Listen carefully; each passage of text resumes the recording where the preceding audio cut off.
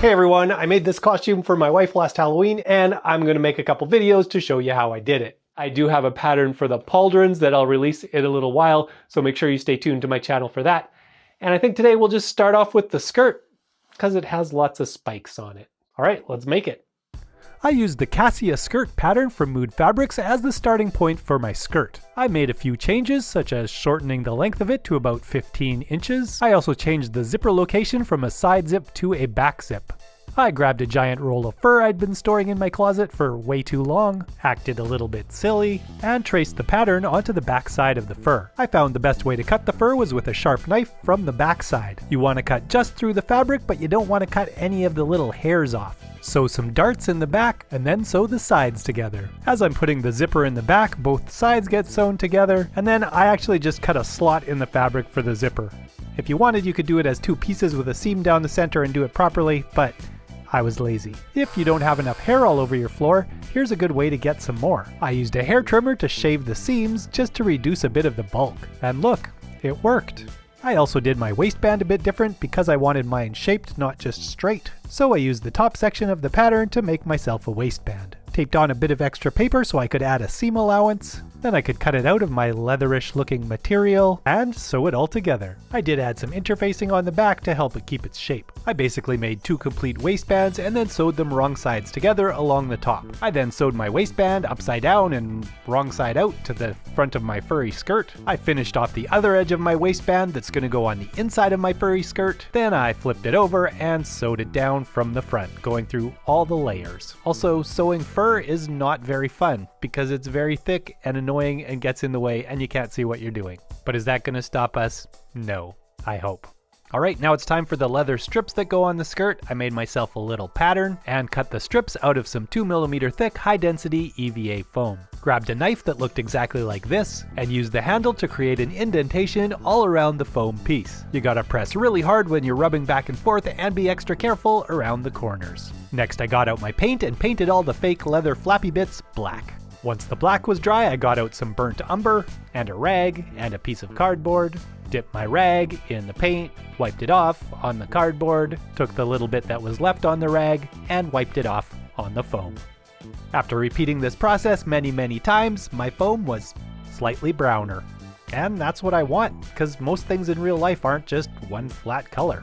In fact, let's add more color. How about some raw sienna? With this color, I'm going to concentrate mostly around the edges with just some light skims across the center. You can see how that's really highlighting the black in the crease I made with my knife, and it's giving it just a bit more of a worn leather look. If you look closely, you'll see I made 9 of them because I used 5 in the front and 4 in the back, so there's space for the zipper. I laid them out, pinned them in place, and sewed them down to the skirt, trying to keep my stitches in the black indentation. Again, not that easy, thanks to the furriness of the fur. But once it's done, it looks great. Now we need some spikes to make it scary. So I went into plasticity and designed some, 3 different sizes. And I printed them up on my 3D printer. I found a screw that easily fit into the hole of the spikes, cut off the head, and put that in my drill so I could use it kinda like a lathe to clean off the 3D printing lines. That worked okay, but even better was my foot-operated rotary tool. It just gave me a little more control.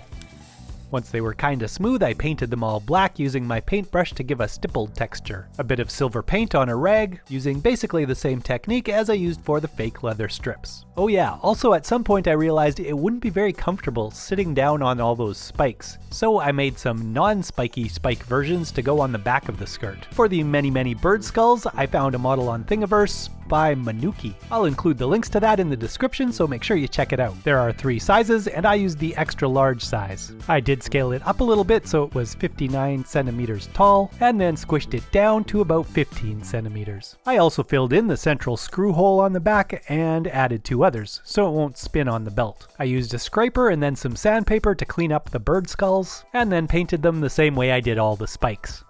I used some fancy measuring tools to figure out where I would need to put holes in the waistband to match the holes in the bird skulls, and then I made those holes with a pointy metal thing. It's made from an old dentist tool my aunt gave me when I was about 19. Gotta make the holes nice and big so it's easy to screw these screws into it. They're metal screws and I got them because the heads are nice and flat. I screwed the screws into their holes from the back, lined up a bird skull, and screwed it in. Pretty soon I had a well bird-skulled waistband.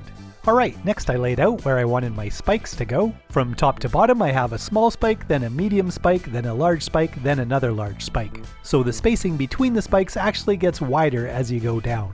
And these are screwed on the same way I did the bird skulls. One problem I did have was my screws were too long for the non-spiky spikes. So I drilled a bunch of holes in a board, screwed a bunch of screws into those holes, and went crazy with my angle grinder. And that gave me shorter screws that were perfect for the non-spiky spikes. Well, maybe not totally perfect because they were a bit hard to get through the fabric since they didn't have a point anymore. However, I found if they followed right behind a skewer I pushed through, that made it a lot easier. And that's it.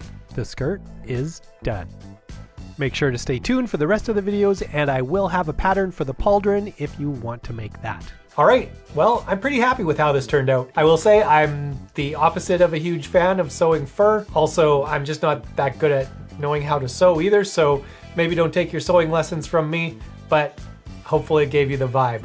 My wife did wear this costume to the school where she teaches, and it did make it through in pretty good shape. You will notice that some of the points are rubbed off a little bit, and also on the back where she sat in her chair, you can see it's rubbed off the top. I was kind of expecting that, not much you can do about that. You also can see where these foam pieces would bend when she sat down, but that just adds to the worn look of it all. Okay, so the next video I'll put out will be either the pauldrons or the hooded cape thing. I just have to figure out what I'm doing. And I guess that's it. Thanks for watching. See ya.